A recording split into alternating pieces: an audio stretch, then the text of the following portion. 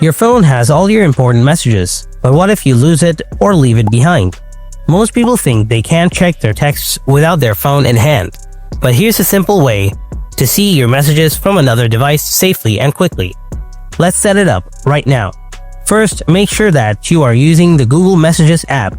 If you don't have this app on your phone, then install it from the Google Play Store. Now open up this message app. Make sure to sign in with your Gmail account. Next, tap on your profile picture here. Here you will see an option called Device Pairing. Tap on it. Here you will see the QR code scanner option. Tap on it. Now grab your other phone. Open Chrome browser, type message for web and search. Now tap on the first URL. Here you will see the sign in option. But under this option, you will see the pair with QR code option. Now scan this QR code. And boom! Here you can see the same text messages on your two Android phones.